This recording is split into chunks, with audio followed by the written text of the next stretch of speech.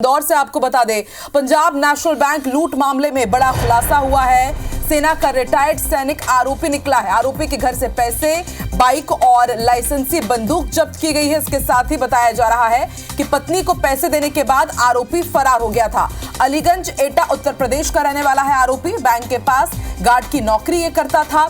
कल कैशियर पर फायर कर इसने करीब 6.5 लाख रुपए लूटे थे और उसके बाद फरार हो गया था।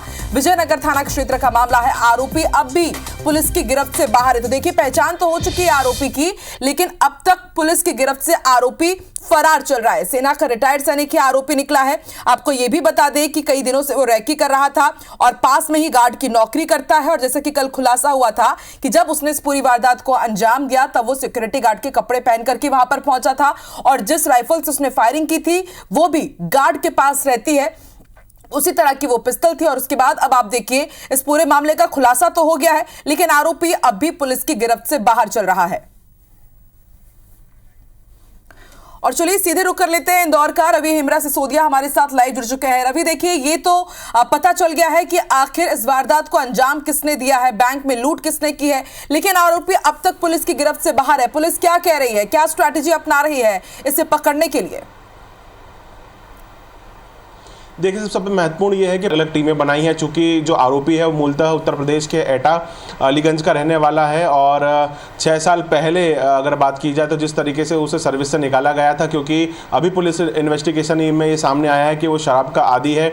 अलग अलग ज्वेलर्स और अलग अलग समय पर वह सिक्योरिटी गार्ड की नौकरी करता रहा है। इसलिए बैंक में भी इसके पहले सिक्योरिटी गार्ड की उसने नौकरी की है। और बैंक में जिस तरीके का एक वातावरण होता है, किस समय पर कैश फ्लो होता है, किस समय पर कैश डिपॉजिट किया जाता है, इस बारे में उसे पूरी तरीके से जानकारी थी। और उसने, सबसे खास बात यह है कि इस बैंक के नज़दीक ही वह सिक्योरिटी गार्ड की नौकरी कर रहा था और रैकी करने के बाद उसने पूरी तरीके से घटना को अंजाम दिया। इसमें सबसे महत्वपूर्ण पहलू यह है कि पुलिस कैसे पता लगाई इस आरोपी का कि आरोपी कौन है। इसमें जब उसने फायर किया तो फायर करने के बाद में जो बुलेट का खोखा होता है वो नीचे गिरा और उसने उठाकर वापस अपने उसे जेब में रखा।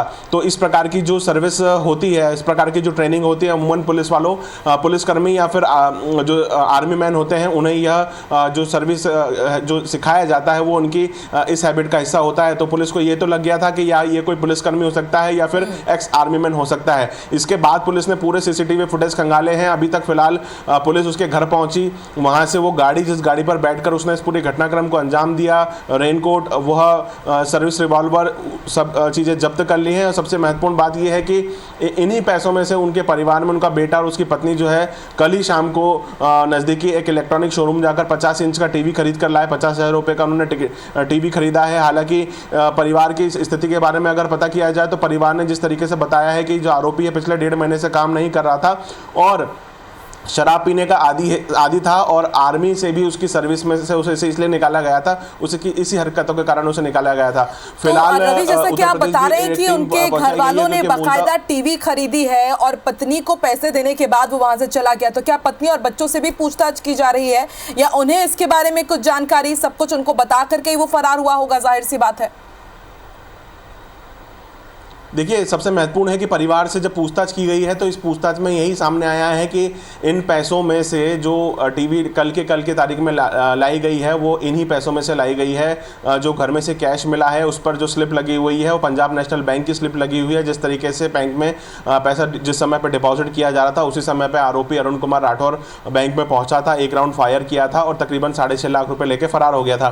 3 लाख रुपये यानी कि 3.5 लाख रुपये का हिसाब तो पुलिस को मिल गया, लेकिन बाकी के जो 2.5 लाख रुपये हैं, 2.5 से 3 लाख रुपए हैं, वो कहां गए, ये एक बड़ा इन्वेस्टिगेशन का विषय है। और दूसरी बात ये है कि आरोपी फिलहाल इंदौर में है या इंदौर छोड़कर कहीं बाहर गया है, क्योंकि जो लोकेशन मिली है उस लोकेशन के हिसाब से तो फिलहाल आखिरी लोकेशन उसके घर की मिली थी और उसके बाद उसका फोन स्विच ऑफ है। अब लगातार पुलिस अलग अलग टीमें बनाकर, एक टीम उत्तर प्रदेश भी भेजी गई है जहां पर उसका मूलतः निवास है और इंदौर के आसपास के क्षेत्र उसके परिजन हैं, वहां पर भी दबिश दी जा रही है। पुलिस का मानना है कि जल्दी कोशिश यही है रवि पुलिस की भी कि जल्द से जल्द वो उस आरोपी तक पहुंचे और उसके बाद जो बची हुई रकम है वो भी उससे बरामद की जाए और फिर पूरे मामले का खुलासा हो ही जाएगा। आप नजर बना के रखिएगा। शुक्रिया अपनी जानकारी के लिए।